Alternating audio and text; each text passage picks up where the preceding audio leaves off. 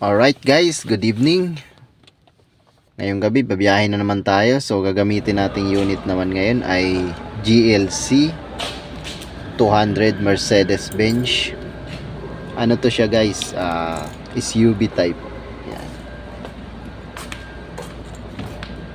So checklistan lang ulit natin to. Ganito naman talaga lagi bago natin gagamitin. Checklist muna. Alright, ito nga pala ang loob ng Mercedes-Benz guys. Ayan.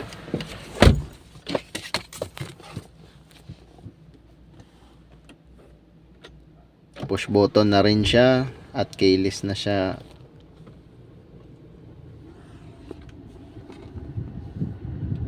Buksan natin ang aircon para lumamig.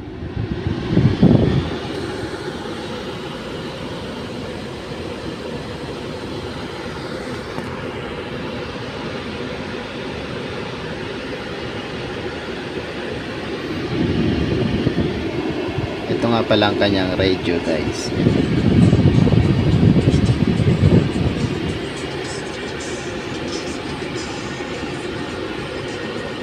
At ito naman ang kanyang cambio. Akala mo ay pang ano lang ng wiper, yung pala ito na ang kanyang cambio. Yan. So yan.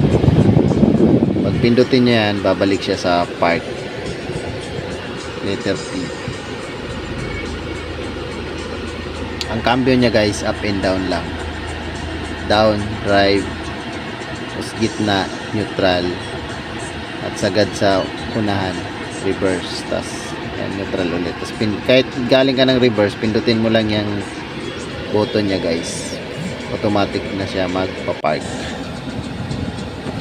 Yan. Tapos ang kanyang ano naman sa kanyang upuan, adjust yan, ito yung sandalan, ito yung sa upuan. Pag ibaba mo yan, bababa yung upuan.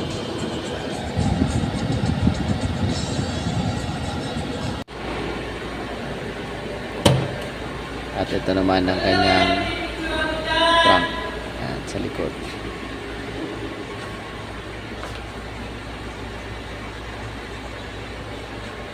Bali ano na rin to siya guys, push button. Ayan. Diba? Na mahirapan magbaba pa, maghila. Pipindutin mo na lang.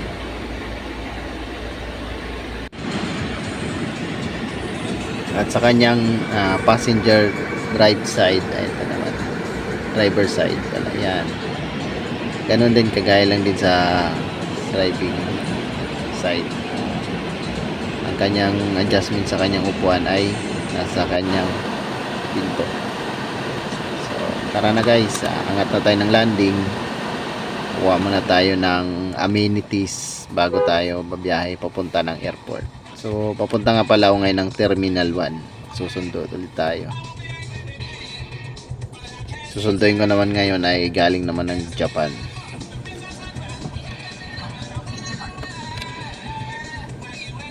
So ang Japan Airline is Terminal 1.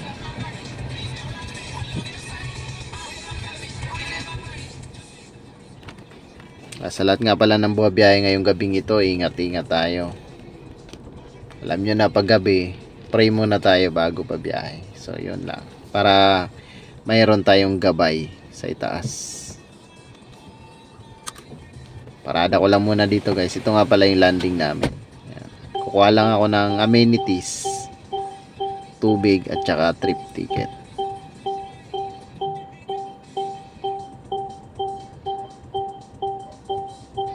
Ayan, tumutunog siya guys kasi pag lumalayo yung ano niya, yung susyan, ay yung remote pala niya, tutunog siya. Yung ibang ano naman, kagaya ng Lexus, pag lumayo ka ng mga 10 meter, mamamatay siya.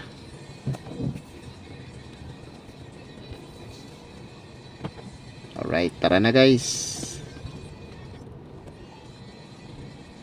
So time check pala tayo ngayon is 9:05. So ang susunduin natin ay dadating ng 10:30. So baka abutin pa yun ng mga 11 kasi minsan delayed yung flight niyan. Basta Japan Airline. So ayan, nandito na nga ako sa ano guys, tramo. Ito yung bagong ginagawang rampa ng Skyway. At dito rin pala located yung aming headquarters o yung kung sakasakaling gusto mo mag-apply sa aming kumpanya, dito yun guys. Hanapin nyo lang dyan, Nissan Carles Philippines Enterprise. Harap siya ng MG Motors at Shell Gas Station bago mag-Andrews. Makikita nyo sa gawing kanan.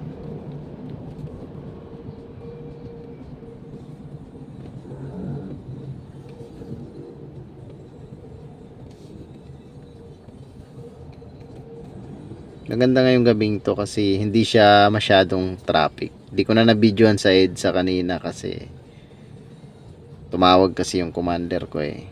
Kaya yan, dito na lang ulit ako nag-video. So ito nga palang area na to guys. Ito na yung approaching ng Terminal 4. Yan. Ang Terminal 4 dyan is nasa gawing kaliwa.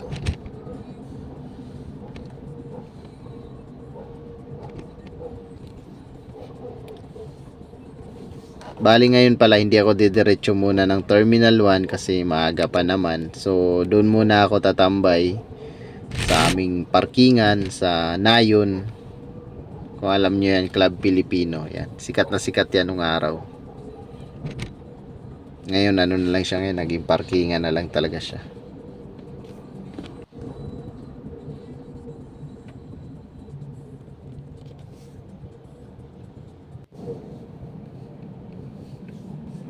Yung pakanan pala dyan guys, yan yung papunta ng NAIA Terminal 1.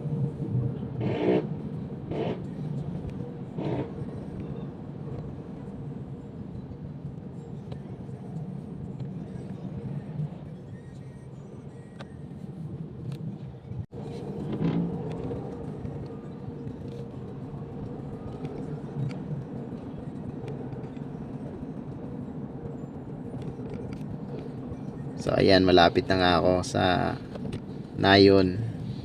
Ito naman guys, ang diretso naman nito ay Terminal 2. Terminal 2 naman natin ay mga domestic flight ng Philippine Airline at saka Zest Air Asia.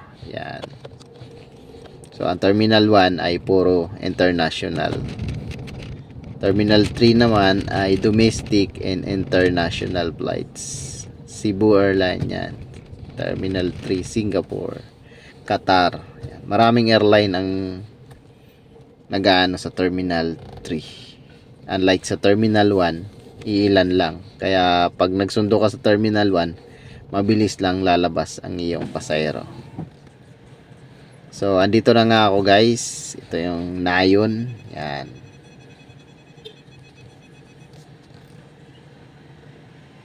So yun lang guys, maraming salamat.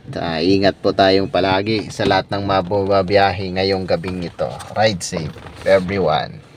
So yun lang guys, bye bye. Thanks for watching.